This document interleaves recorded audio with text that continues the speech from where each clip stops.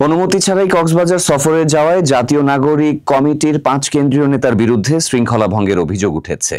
এ ঘটনায় দলীয় পর্ষদকে না জানিয়ে সফরে যাওয়ায় তাদের প্রত্যেককে কারণ দর্শানোর নোটিশ দিয়েছে এনসিপি।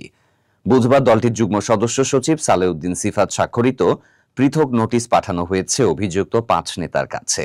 শোকজকৃত নেতারা হলেন এনসিপির মুখ্য সংগঠক হাসনাত আব্দুল্লাহ, মুখ্য সংগঠক উত্তরাঞ্চলের সার্জিস আলম, মুখ্য সমন্বয়ক নাসির উদ্দিন পাটোয়ারি, জ্যেষ্ঠ যুগ্ম সদস্য সচিব ডাক্তার তাসনিম জারা এবং যুগ্ম আহ্বায়ক খালেদ সাইফুল্লাহ। নোটিশে বলা হয়, গত ৫ই আগস্ট জুলাই গণঅভ্যুত্থানের প্রথম বর্ষপূর্তি এবং একটি রাষ্ট্রীয় গুরুত্বপূর্ণ দিবসে দলীয় দায়িত্ব পালনের পরিবর্তে তাঁরা ব্যক্তিগত সফরে কক্সবাজার গিয়েছেন। অথচ এ বিষয়ে কোনো তথ্য বা ব্যাখ্যা দলের রাজনৈতিক পর্ষদকে পূর্বে জানানো হয়নি, যা দলীয় শৃঙ্খলা ভঙ্গের পরিপন্থী।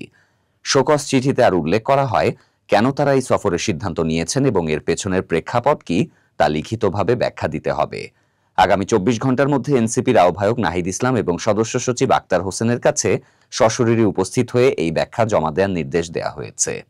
দলীয় একাধিক সূত্র জানিয়েছে, বিষয়টিকে গুরুতর শৃঙ্খলা ভঙ্গ হিসেবে বিবেচনা করা হচ্ছে।